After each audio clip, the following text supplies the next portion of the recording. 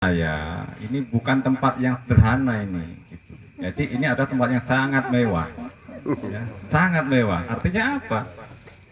Eh, ini anak-anak yang luar biasa itu, anak-anak yang sangat beruntung itu dikumpulkan lalu didatangkan mentor-mentor yang sudah nyata-nyata berhasil ya. Ini sebuah kemewahan yang luar biasa Bapak sekalian ya, sehingga adik-adik di sini haruslah merasa menjadi anak-anak yang beruntung, yang sangat beruntung.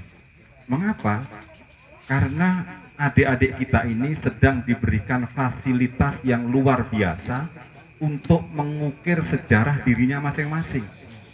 Ya, mengukir sejarah dirinya masing-masing.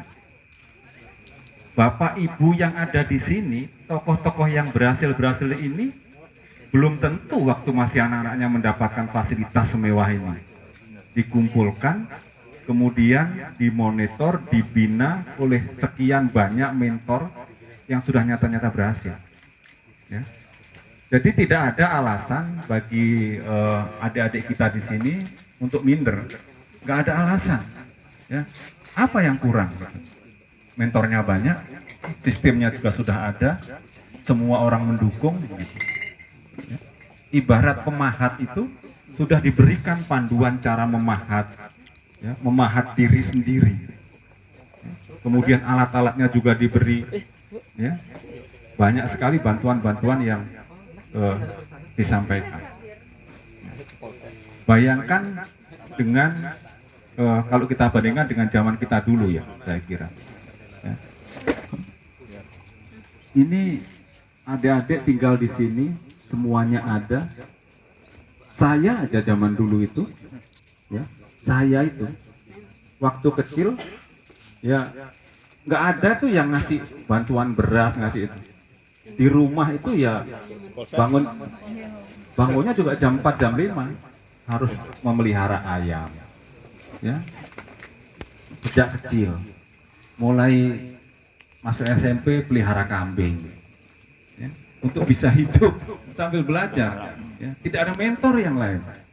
Ya, mentornya di sekolah-sekolah cari-cari sendiri. Tidak ada yang tempat khusus seperti ini.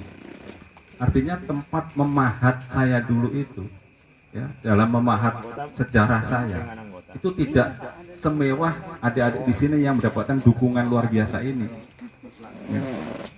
Kita melihatnya harus begitu. Ya.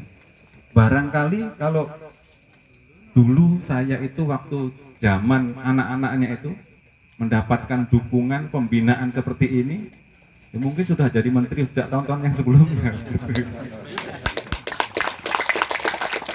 Karena harus memahat dirinya sendiri tanpa banyak bantuan, ya sehingga baru jadi dirjen lah sekarang. Gitu. Ya.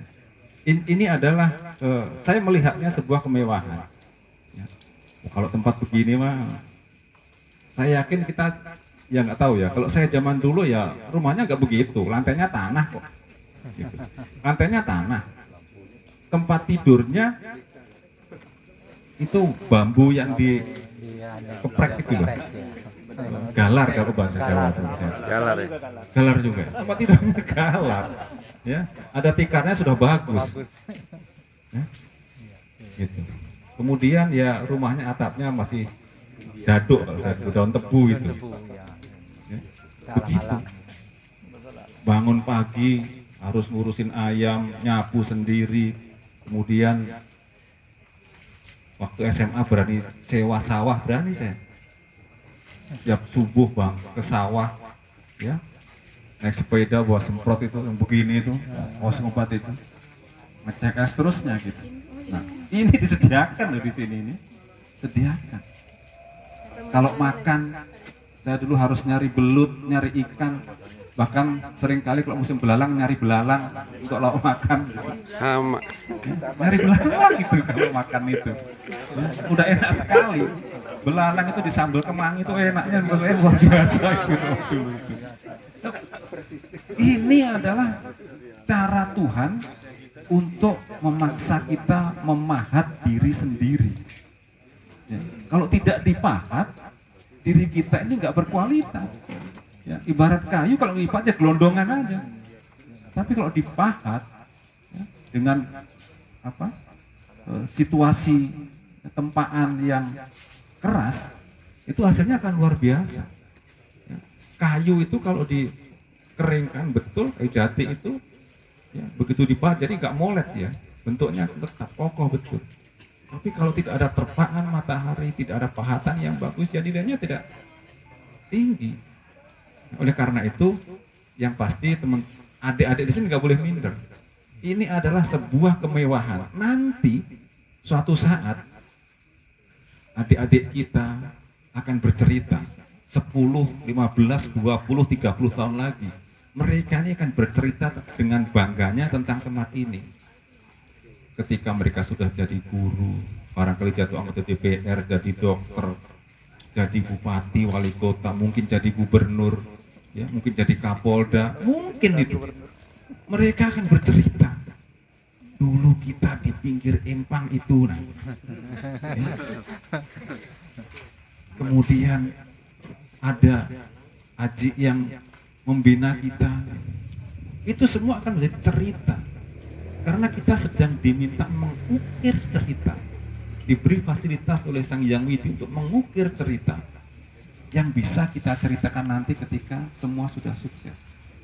Ketika teman-teman semua, Bapak Ibu nanti sudah sepuh, ya, akan dengan bangga. Itu si gubernur itu dulu kan saya ajari apa, nabuh kendang misalnya. Itu si Kapolda itu dulu saya ajari bikin canang misalnya. Akan ada cerita-cerita begitu. Ini yang sedang garap oleh Tuhan, oleh Sang Hyang Widi. Jadi bagi saya sekali lagi ini kemewahan, ya, kemewahan yang luar biasa. Oleh karena itu, mari terus bersemangat. Ya, tadi Pak Wali Kota sudah bilang juga kan, lakukan apa yang bisa, selebihnya serahkan kepada Tuhan. Tuhan akan membantu kita. Ya, tentu saja dengan cara-cara yang tidak kita duga-duga. Ya, yakinlah kalau tempat begini ini justru yang akan ya, menghasilkan ya, generasi-generasi yang tangguh. Kalau teman-teman lihat itu di pondok-pondok, di pesantren itu juga tidak kalah menyedihkannya itu. Teman-teman saya dulu yang mondok itu, yang namanya budiken itu, kudisan itu, penyakit kulit itu, tiap hari, ya, karena sangat tidak higienisnya itu di sana.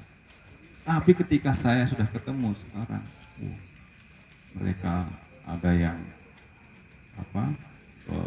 dari staf ahli menteri, ya, ada yang sudah pada jadi pejabat eselon 1 di beberapa kementerian, ada pakar perminyakan. Nah itu memang orang-orang seperti itulah yang ditempa dengan begitulah yang hebat.